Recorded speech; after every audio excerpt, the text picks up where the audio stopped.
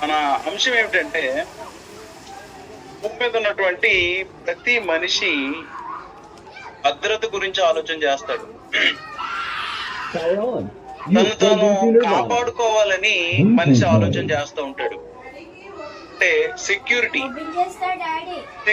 గురించి, భద్రత గురించి, లేదా ప్రొటెక్ట్ గురించి తను తాను ప్రొటెక్ట్ చేసుకోవాలని ఆలోచన చేస్తూ ఉంటాడు.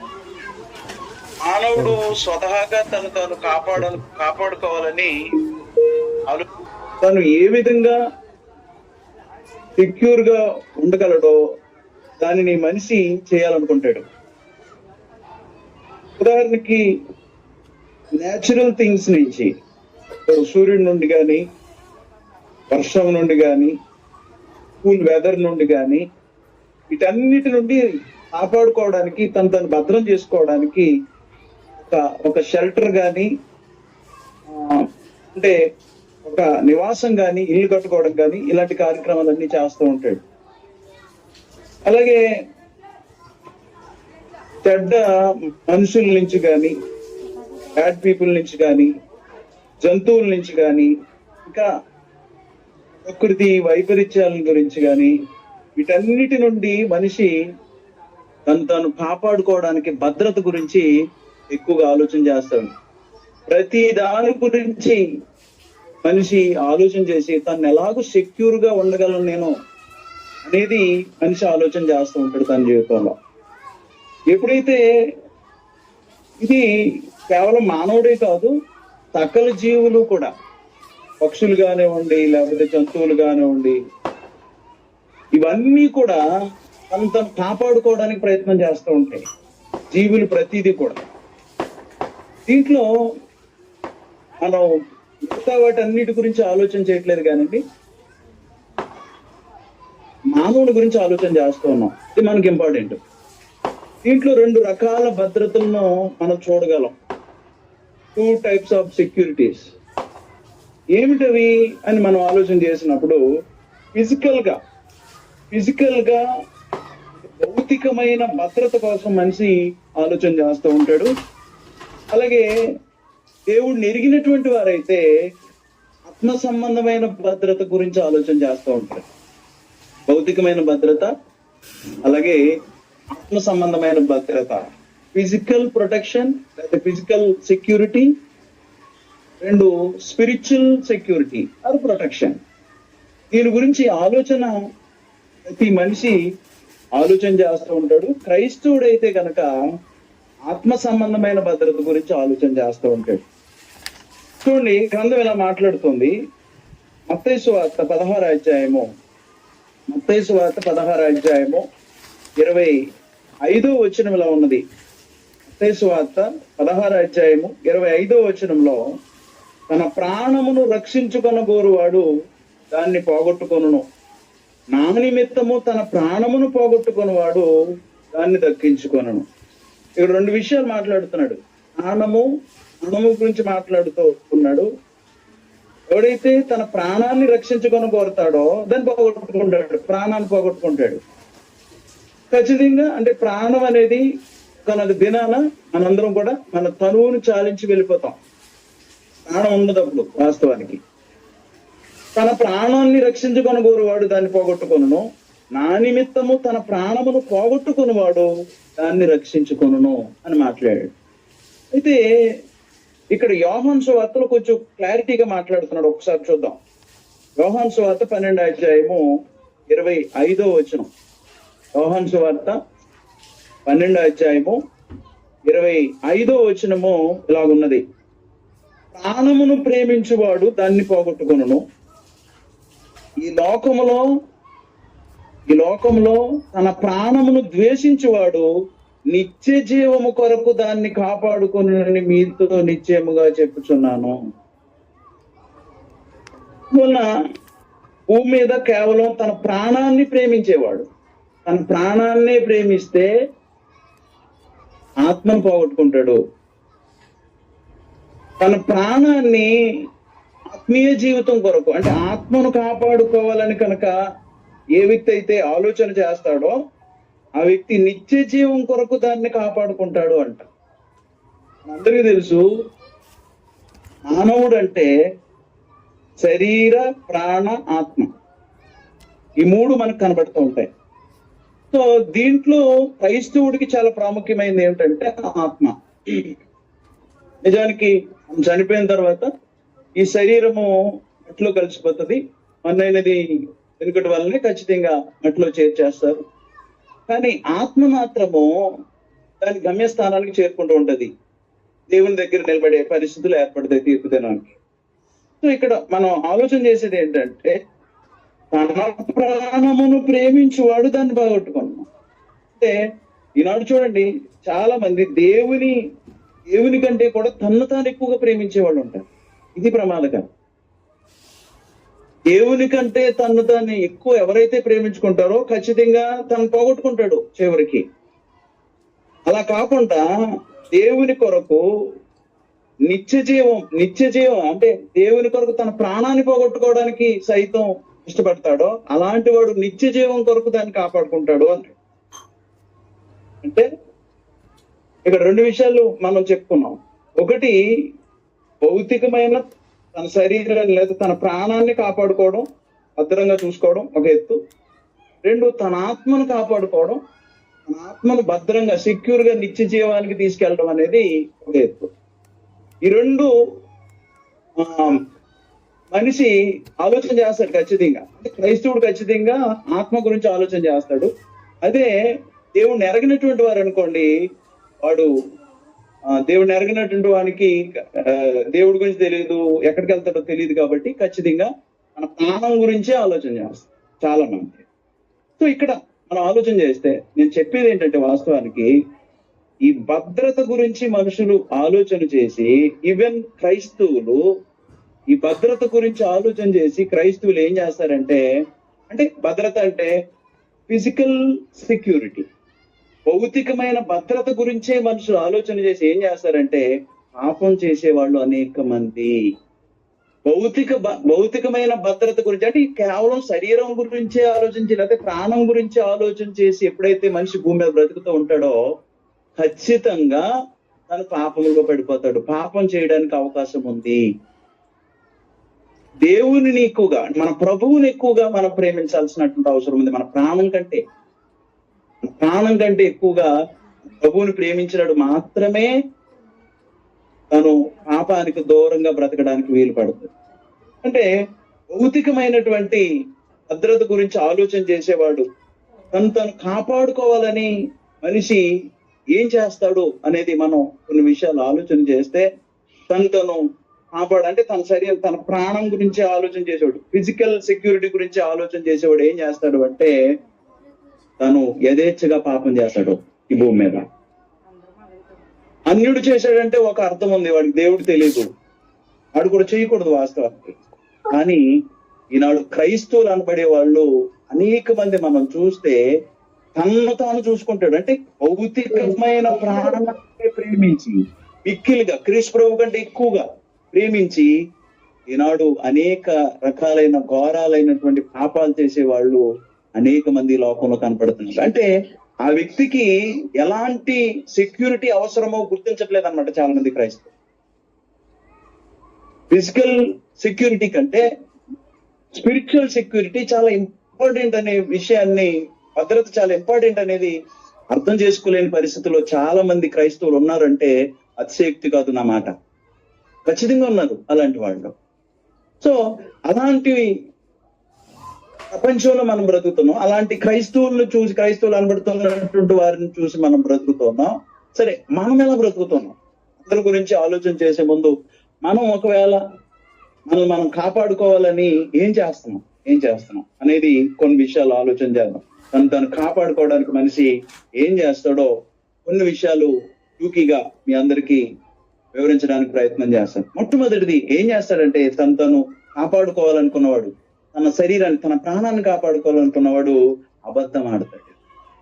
అబద్ధం ఆడేవాళ్ళు తను కాపాడుకోవడానికి చేసే పని అనేది మనం గుర్తుపెట్టుకోవాలి. మత్తయి సువార్త 26వ అధ్యాయము 33వ వచనం ఇలా ఉంది. 26వ అధ్యాయము 33 నుంచి ఈ మాటలు ఉన్నాయి. మనకందరికీ సందర్భం తెలుసు. ప్రభువైన యేసుక్రీస్తు వారు ఆ అప్పగింపబడే ఆ సమయాన దానికంటే ముందుగానే ప్రభు అయిన యేసుక్రీస్తు వారు తన శిష్యులతో మాట్లాడుతూ ఇలా అంటాడు 31వ వచనంలో, 26వ అధ్యాయము 31వ వచనం. అప్పుడు యేసు వారిని చూచి, ఈ రాత్రి మీరందరూ నా విషయమై అభ్యంతరపడిదురు. ఏలయనగా గొర్రెల కాపరిని కొట్టుదును, మందలోని గొర్రెలు చెదిరిపోవును అని వ్రాయబడి ఉన్నది కదా. నేను లేచిన తరువాత మీకంటే ముందుగా గలిలయకు వెళ్ళిదనని అనెను. 33. అందుకు పేతురు, నీ విషయమై అందరూ అభ్యంతరపడినను నేను ఎప్పుడునూ అభ్యంతరపడనని ఆయనతో చెప్పగా, ప్రభు అన్నారు, యేసు అతన్ని చూసి, ఈ రాత్రి కోడి కూయక మునిపే నీవు నన్ను ఎరుగనని ముమ్మారు చెప్పేదివని నీతో నిశ్చయముగా చెప్పుచున్నాను నేను.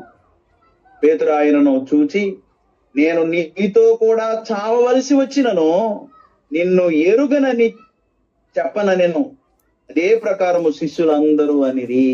అదే ప్రకారము. అందువలన ఈ పేతురు మనం చూస్తే యేసుక్రీస్తుతో పాటు చావాల్సి వచ్చినా సరే నేను నిన్ను ఎరగనని చెప్పను, నేను అబద్ధం ఆడను అనేసాడు.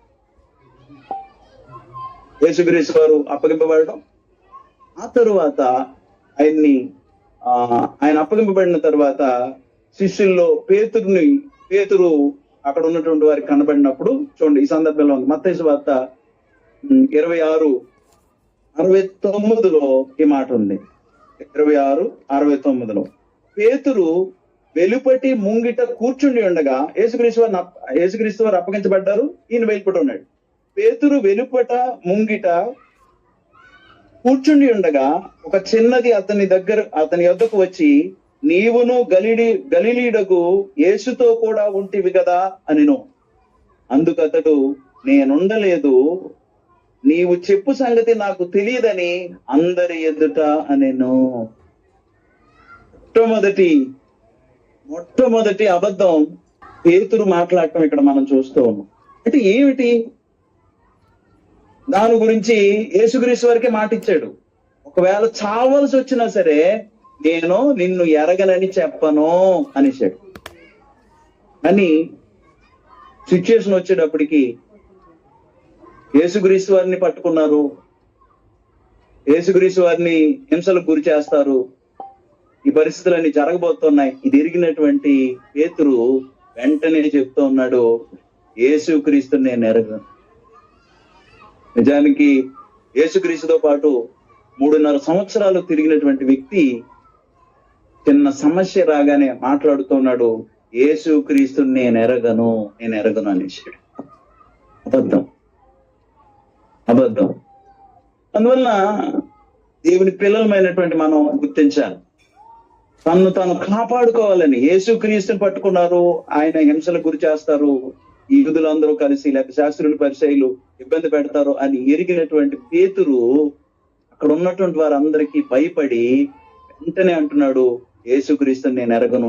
యేసుక్రీస్తు కారణం ఏమిటంటే తన ప్రాణాన్నే చూస్తూ ఉన్నాడు, తన ప్రాణానికి ఏమైనా ఇబ్బంది కలుగుతుందేమో అని చూస్తూ ఉన్నాడు. కేవలం భౌతికమైన భద్రత గురించి ఆలోచన చేశాడు తప్ప ఆ క్షణంలో తను చేసిన వాగ్దానాన్ని మర్చిపోయాడు. నా ప్రభువుని, నా గురువుని నేను అలా మాట్లాడకూడదనే విషయాన్ని కూడా మర్చిపోయి మాట్లాడుతూ ఉన్నాడు. మొట్టమొదటిగా అబద్ధం ఆడాడు. ఈ అబద్ధం ఎందుకు ఆడాడంటే తను కాపాడుకోవాలని, ఆత్మను భద్రం చేసుకోవాలని కాదు, కానీ తన శరీరాన్ని కాపాడుకోవాలని ఆలోచన చేశాడు. అందువలన దేవుని పిల్లలమైనటువంటి మనం గుర్తించాలి, పేతురు లాగానే అనేక మంది సహోదరులతో అబద్ధం ఆడేవాళ్ళు ఉన్నారు, రకరకాల అబద్ధాలు ఆడేవాళ్ళు ఉన్నారు, అసలు నిజాలు మాట్లాడని వారు ఉన్నారు. ఎందుకు క్రైస్తవ్యాన్ని అంగీకరించారో కూడా తెలియని పరిస్థితుల్లో ఈనాడు క్రైస్తవ సమాజం. చిన్నదే కదా, అది పెద్ద అబద్ధమేం కాదు కదా అని మాట్లాడుకునే వాళ్ళు కూడా ఉన్నారు. ఎంత బాధాకరమైన విషయం ఆలోచించే. చిన్నది పెద్దది లేదు. అబద్ధాల దగ్గర యథేచ్ఛగా ఇష్టానుసారంగా అబద్ధాలు ఆడేవాళ్ళు అనేక మంది. కానీ మన గ్రంథం ఏం చెప్తుందని కొలసి 3:9 ప్రకారము ఏం మాట్లాడుతుందంటే అబద్ధం ఆడకుడి. కొలసి 3:9 ప్రకారం ఏమంటున్నాడు? అబద్ధం ఆడొద్దు, ఎవరితో అబద్ధం ఆడొద్దు. కానీ అబద్ధం ఆడేవాళ్ళు ఎంతమంది నిజానికి? కొలసి 3:9 ఒకనితో ఒకడు అబద్ధమాడకుడి. సంఘానికి చెప్తూ ఉన్నాడు ఆ మాటలు. ఒకరితో ఒకడు అబద్ధం ఆడకుడి. కానీ అబద్ధం ఆడేవాడు తను తాను కాపాడుకోవడానికి, తను ఏదో ఈ గ్రేడ్ అయిపోతాడనో, లేకపోతే తను ఏదో తను తక్కువ చూపు చూస్తాడనో, తనకు తెలిసింది కూడా అబద్ధాలు ఆడేసే మనుషులు అనేక మంది. అది క్రైస్తవుల్లో ఉండడం అనేది చాలా బాధకరం. రెండు, మొట్టమొదటిగా అబద్ధం ఆడతాడు. నేను ఎక్కువగా వివరించట్లా, చాలా విషయాలు ఉన్నాయి. రెండు, ఏం చేస్తాడంటే జాగ్రత్తగా గమనించాలి మనం. తను ఆడినటువంటి మాటను ఒక వ్యక్తి ఇది నిజం అని చెప్పడానికి ఏం చేస్తాడు అంటే, నేను మాట్లాడిన మాట ఖచ్చితంగా నిజం, నేను అబద్ధం మాట్లాడలేదు అని అనటానికి ఏం చేస్తాడంటే, తను కాపాడుకోవడానికి మళ్ళీ అడిగాడు అనుకోండి ఒక వ్యక్తి, వేండి అబద్ధం ఆడుతున్నావు, నువ్వు మాట్లాడేది అబద్ధమే అని అన్నాడు అనుకోండి, వెంటనే ఆ వ్యక్తి ఏం చేస్తాడంటే ఒట్టు పెట్టుకోవడానికి రెడీ అవుతాడు. ఈవెన్ ఇన్ క్రిస్టియన్స్ అబద్ధం ఆడినటువంటి వ్యక్తి అబద్ధ ప్రమాణం చేయడానికి, లేకపోతే ఒట్టు పెట్టుకోవడానికి కూడా ఏ మాత్రం వెనకాడు. చూడండి, లైక్ పేతురు వల్లనే మత్తయి సువార్త చూడండి ఒకసారి. మత్తయి సువార్త 26వ అధ్యాయము 71వ వచనం. మత్తయి సువార్త 26వ అధ్యాయము 71వ వచనం. అతడు నడవలోనికి వెళ్ళిన తర్వాత మరి ఒక చిన్నది అతన్ని చూచి, వీడును నజరేయుడకు యేసుతో కూడా ఉండినని అక్కడి వారితో చెప్పగా. ఏం చేశాడండి? మొదటిగా అబద్ధం ఆడాడు. ఇప్పుడు అబద్ధం ఆడింది నిజమని అవతల వ్యక్తిని రుజువు చేయాలంటే మనకు కామన్ గా ఉండేది ఒట్టు. అతడు ఒట్టు పెట్టుకొని, నేను ఉండలేదు, ఆ మనుషుని నేను ఎరుగనని మరల చెప్పాను. తను చెప్పింది నిజం అని కొంచెం దృఢంగా చెప్పే పరిస్థితులు ఏంటంటే, ఒక మనిషి ఏం చేస్తాడంటే ఒట్టు పెట్టుకుంటే అవతల వ్యక్తి నమ్మించాలని. చూడండి ఎంతగా తెగిస్తాడు మనిషి. అబద్ధం ఆడతాడు తను కాపాడుకోవాలనుకుని, తన శరీరాన్ని కాపాడుకోవాలి, తన ప్రాణాన్ని కాపాడుకోవాలని మనిషి అబద్ధం ఆడతాడు. అంత మాత్రమే కాకుండా ఒట్టు పెట్టుకుంటాడు. ఇక్కడ పేతురు కూడా అదే పరిస్థితి చేస్తున్నాడు. ఒట్టు పెట్టుకునే పరిస్థితికి వెళ్ళిపోయాడు. కానీ దేవుని పిల్లలమైనటువంటి మనం ఈనాడు క్రైస్తవులంగా మన మాట అవునంటే అవును, కాదంటే కాదు. మత్తయి సువార్త 5వ అధ్యాయం 37వ వచనంలో ఈ మాట ఉంది. మన మాట అవునంటే అవును, కాదంటే కాదు. అంతకు మించి కనుక ఒక వ్యక్తి మాట్లాడితే అది సాతాను సంబంధమైందని గ్రంథం మనతో మాట్లాడుతోంది. 37వ వచనం 36 నుంచి చదువుతున్నా దయతో. నీ తలతోడని ఒట్టు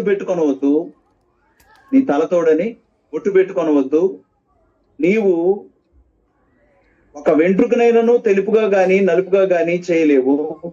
నీ మాట అవునంటే అవును, కాదంటే కాదు అని ఉండవలను. వీటికి మించినది దుష్టుని నుండి పుట్టినది.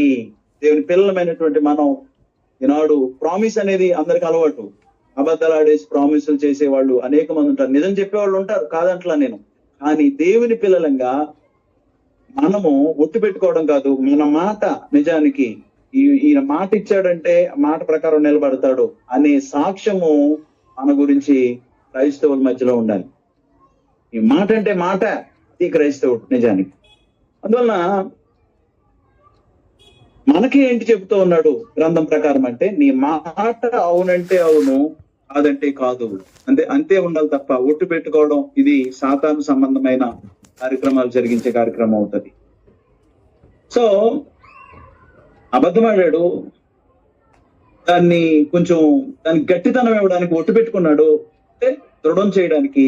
లేదు, ఇంకా దృఢత్వం, ఇంకా డౌట్ వచ్చింది మనిషికి, ఇంకా వాదంటాడు, నువ్వు అబద్ధం ఆడావు, అది ఒట్టు పెట్టుకున్నావు, అది కూడా అబద్ధమే అన్నప్పుడు ఏం చేస్తాడంటే ప్రతి మనిషి నిజానికి శపించుకోవడానికి కూడా వెనకాడు. Cursing himself. చూడండి మత్తయి సువార్త 26వ అధ్యాయము 73 నుంచి ఇలా ఉన్నది. కొంతసేపు అయిన తరువాత అక్కడ నిలిచి ఉన్న వారు పేతురు నద్దకు వచ్చి, నిజమే, నీవును వారిలో ఒకటివే, నీ పలుకు నిన్ను గూర్చి సాక్ష్యం ఇచ్చుచున్నదని అతనితో చెప్పిరి.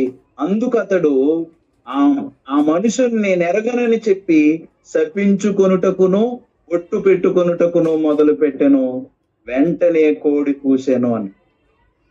ఏం చేశాడంటే అండి, థర్డ్ టైం ఏం చేశాడంటే శపించుకొనుటకును ఒట్టు పెట్టుకొనుటకును మొదలు పెట్టెను. కర్సింగ్, తను తాను ఆ శపించుకుంటూ ఉన్నాడు. వాస్తవానికి నిజంగా చూడండి, లోకంలో చాలా మంది తను తను తను మాట్లాడింది నిజమని నమ్మించడానికి అబద్ధం ఆడతారు. దాన్ని ఇంకా దృఢపరచడానికి ఒట్టు పెట్టుకుంటారు. ఇంకా డౌట్ వస్తుంది అనుకోండి, అలాంటి వాడు నాశనం అయిపోవాలి అని అంటూ ఉంటారు. అంటే ఏంటి, తను నేను చేయలేదు, అందువలన అలాంటి వాడికి శాపం తగలాలి, అయితే అలాంటి వాడు దుర్మార్గుడు, దుష్టుడు. తను తాను అంటే చూడండి, ఇప్పుడు నేనే తప్పు చేశాను, ఏమనుకుంటానంటే నేను దుర్మార్గుడు, నాకు ఒకవేళ అలాంటి పాపం చేసి ఉంటే నేను పెద్ద దుర్మార్గుడిని అని పైకి మాట్లాడుతూ ఉంటారమ్మా. అలాంటి వాడికి దేవుడు సహాయం చేయడు, ఇలా మాట్లాడుతూ ఉంటారు. అంటే తను కాపాడుకోవడానికి మనిషి ఎంతగా తెగిస్తాడంటే, పేతురు వల్లే మనం ఆలోచన చేస్తే అబద్ధం ఆడతాడు, భౌతికంగా తను కాపాడుకోవడానికి ఒట్టు పెట్టుకుంటాడు, అలాగే శపించుకుంటాడు. కానీ దేవుని పిల్లలంగా మనం ఎవరిని కూడా శపించే కార్యక్రమం చేయకూడదు. Do not curse anybody. దేవుని పిల్లలంగా మనం ఎవరినైనా దీవించాలే గాని, వచనాలని చూపించట్లా మీకు, దేవుని పిల్లలంగా మనం ఎవరినైనా దీవించాలని కానీ, ఒకవేళ మన శత్రువునైనా సరే మనం ఏం చేయకూడదంటే శపించకూడదు. నీ పని నా పని కాదది. దేవుని పిల్లలంగా ఈ భూమి మీద క్రైస్తవుడిగా మనం బ్రతుకుతున్నామంటే, నీ శత్రువును కూడా నువ్వు ద్వేషించకు, నీ శత్రువును కూడా నీవు ప్రేమించేవాడిగా ఉండాలి. శపించొద్దు. వలన సఖ్యమైతే శత్రువులతో కూడా సమాధాన పడమన్నాడు. అలాంటి పరిస్థితుల్లో దేవుని పిల్లలంగా మనం కాపాడుకోవడానికి, ఒకవేళ మనం అబద్ధం ఆడుతున్నామేమో, మనం కాపాడుకోవడానికి ఒకవేళ ఒట్టు పెట్టుకుంటున్నామేమో, ఇచ్చిన మాటని నేను అలా మాట్లాడలేదు, కావాలంటే ఒట్టు అని అంటున్నావేమో, లేదు అవి ఇంకా రుజువు చేసుకోవడానికి, ఇంకా దానికి గట్టితనం, బోల్డ్నెస్ చూపించడానికి శపించుకుంటున్నావేమో. ఇలాంటి పరిస్థితులు నిజానికి మనల్ని అందరినీ, ఎప్పుడైతే ఇలాంటి పాపం చేస్తూ ఉన్నామో, ఇది పాపం, అబద్ధం ఆడటం పాపం, అబద్ధ ప్రమాణం చేయడం పాపం, శపించడం పాపం, ఇవన్నీ కూడా మన ఆత్మ సంబంధమైన భద్రతను దెబ్బతీస్తాయి. భౌతిక సంబంధంగా భద్రత గురించి ఆలోచన చేసే మనిషి ఆత్మ సంబంధంగా తన భద్రతను కోల్పోతాడు అనేది గుర్తించాలి. ఇంకేం జరుగుతుంది అని మనం ఆలోచన చేసినప్పుడు, తను కాపాడుకోవాలని, తన ప్రాణాన్ని కాపాడుకోవాలని మనిషి ఆలోచన చేసి ఏం చేస్తాడంటే అతి ప్రేమ చూపిస్తాడు. ఎలాంటి ప్రేమ చూపిస్తాడండి? అతి ప్రేమను చూపించే వాళ్ళు అనేక మంది. అతి ప్రేమను చూపిస్తాడు. చూడండి, రెండవ సమయాలు రెండవ గ్రంథం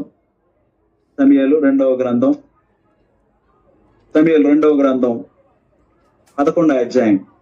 సమూయేలు 2వ గ్రంథం 11వ అధ్యాయము. ఈ సందర్భం మనందరికీ తెలుసు. దావీదు ఒక దుర్మార్గమైనటువంటి పని చేసినటువంటి వాడు. బత్షెబ విషయంలో అక్రమంగా తన ఇష్టాన్ని నెరవేర్చి పాపం చేసినటువంటి వాడిగా కనపడుతున్నాడు. ఈ పాపం చేసినటువంటి ఈ దావీదుకి అర్థమైంది, తను ఎవరితో అయితే అక్రమంగా అలాంటి పని చేశాడో, ఆ స్త్రీతో, వేరొకని భార్యతో అలాగూ అక్రమంగా దుర్మార్గంగా ప్రవర్తించాడో, దాన్ని కప్పిపెట్టుకోవడానికి చేసినటువంటి పాపము నిజానికి, అంటే ఒక వ్యక్తి తను కాపాడుకోవడానికి ఎలాగూ ప్రయత్నం చేస్తాడు, ఎన్ని పాపాలు చేస్తాడు అనేది మనం గుర్తుపెట్టుకోవాలి. ఇక్కడ మనం చూస్తే, ఎప్పుడైతే వేరొక పురుషుని యొక్క భార్యతో అక్రమ సంబంధం పెట్టుకున్నాడో, ఆమె దగ్గర నుంచి వార్త వచ్చింది, నేను గర్భవతిని అనే సమాచారం అందింది. సమాచారం అందిన తర్వాత ఈయన యొక్క ఆలోచన, ఇప్పుడు ఏం చేయాలి, ఇప్పుడు ఎలాగూ ఎలాగూ తన మచ్చని, లేకపోతే గర్భవతి అయిందంటే ఇప్పుడు నేను అంతా బయటపడిపోతాను, నాకు బ్యాడ్ నేమ్ వచ్చేస్తుంది, నన్ను నేను కాపాడుకోవాలి అనే ప్రయాసలో ఆయన ఏం చేస్తున్నాడో చూస్తే ఆశ్చర్యం వేస్తుంది. దావీదు ఏంటి ఇలాంటి పనులు చేశాడు ఏంటని మనకు ఆశ్చర్యం వేస్తూ ఉంటది. కానీ నిజం, దావీదు చేసిన పాపానికి ఘోరంగా అనుభవించాడు. అది మనం తర్వాత మాట్లాడుకోవచ్చు. చూడండి, ఇక్కడ 2వ సమూయేలు 11వ అధ్యాయము 5వ వచనం నుంచి ఒకసారి చదివితే స్పీడ్ గా. ఆ స్త్రీ గర్భవతి అయి నేను గర్భవతిని అయితినని దావీదునకు వర్తమానం పంపగా, దావీదు హిత్తీయుడగు ఊరియాను ఆ యొద్దకు పంపుమని దూత ద్వారా యోవాబునకు ఆజ్ఞ ఇచ్చాను. యోవాబు యుద్ధంలో ఉన్నాడు, అలాగే బెత్షెబ యొక్క భర్త అయిన ఊరియా కూడా యుద్ధంలో ఉన్నాడు. యుద్ధంలో ఉన్నటువంటి వానికి తన సైన్యాధిపతికి సమాచారం అందజేశాడు. యోవాబు ద్వారా యూరియాను నా దగ్గరికి పంపమని చెప్పాడు. చూడండి 7వ వచనం. దావీదు నొద్దకు రాగా దావీదు యోవాబు యోగక్షేమమును జనుల యోగక్షేమమును యుద్ధ సమాచారమును అడిగాను. ఇదంతా అబద్ధమే. అబద్ధం అంటే దాని అర్థం ఏంటంటే ఏదో ప్రేమ ఉండి అడిగే కార్యక్రమం కాదు ఇది. నిజానికి అడిగాడు. అడిగితే చూడండి, తరువాత దావీదు ఇంటికి పోయి శ్రమ తీర్చుకొనుమని ఊరియాకు సెలవీయగా, అంటే తన ఇంటికి వెళ్తే తన భార్యతో కనుక ఊరియా మళ్ళీ ఉంటే ఆ మచ్చ నా మీద పోతుందిలే అని ఆలోచన చేసి ఇంటికి వెళ్ళమన్నాడు. ఊరియా చూడండి ఏమంటూ ఉన్నాడు, 8వ వచనం. తర్వాత దావీదు ఇంటికి పోయి శ్రమ తీర్చుకొనమని ఊరియాకు సెలవీయగా, ఊరియా రాజనగర్లో నుండి బయలు వెళ్ళెను. అతని వెనక రాజు పలహారము అతని వద్దకు పంపించెను గాని ఊరియా తన ఇంటికి వెళ్ళక తన ఏలిన వాని సేవకులతో కూడా రాజనగరి ద్వారమున పండుకొనెను.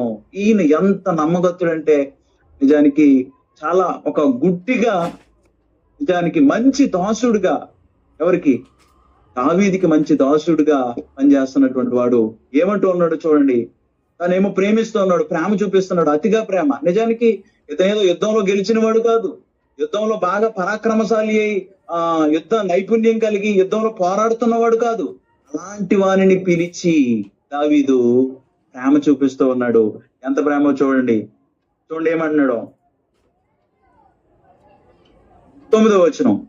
అతని వెనక రాజు పలహారము అతని వద్దకు పంపించను గాని ఊరియా తన ఇంటికి వెళ్ళక తన ఏలిన వాని సేవకులతో కూడా రాజనగరి ద్వారమును పండుకొనెను. 10.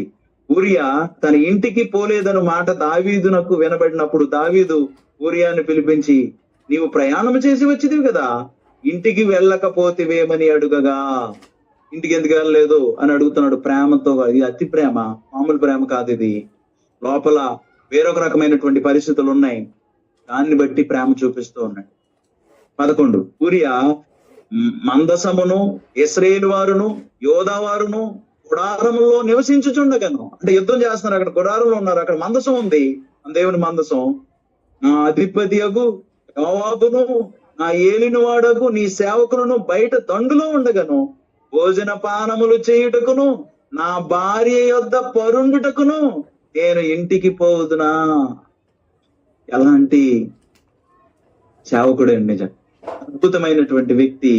ఆ వ్యక్తికి అతి ప్రేమ చూపిస్తూ ఉన్నాడు దావీదు. మామూలు ప్రేమ కాదు. ఆ ప్రేమ ఏంటో తెలుసుకోలేకపోతే, అసలు సామాన్యుడు నన్ను ఎందుకు పిలిచాడు అసలు దావీదు అనే విషయాన్ని, సామాన్యుడైనటువంటి నన్ను దావీదు ఎందుకు పిలిచాడు అనే విషయాన్ని కూడా ఆయన గమనించలేనటువంటి పరిస్థితిలో ఉన్నాడు. నిజాన్ని గమనించలేకపోయాడు. కానీ ఆయన ప్రేమ చూడండి, ఇంకా ఆగల. చూడండి ఏమంటున్నాడో చూడండి. నీ తోడు, నీ ప్రాణము తోడు నేను ఎలాగూ చేయవాడను కానని దావీదుతో నేను 12. దావీదు నేడును నీవెక్కడ నుండుము, రేపు నీకు సెలవిత్తునని ఊరియాతో అనగా, ఊరియా నాడును మరునాడును యెరూషలేములో నిలిచెను. అంతలో దావీదు అతనికి భోజనమునకు పిలిపించెను. అతడు బాగుగా తిని త్రాగిన తరువాత దావీదు అతన్ని మత్తునిగా చేసెను. సాయంత్రమున అతడు బయలు వెళ్లి తన ఇంటికి పోక తన ఏలిన వాని పరిస్థితి ఆలోచన చేసినట్లయితే అతన్ని మత్తునుగా చేసినటువంటి పరిస్థితులు కూడా మనకు కనబడుతున్నాయి. అతన్ని మత్తునుగా చేసినటువంటి పరిస్థితులు మనకు కనబడుతున్నాయి. దయతో మనం ఆలకించాలి. ఫోన్ కొంచెం కొంచెం ఇంటరప్ట్ చేస్తూ ఉంది, కొంచెం డిస్టర్బ్ గా ఉంది, అయినప్పటికీ జాగ్రత్తగా వినాలని కోరుతున్నాను.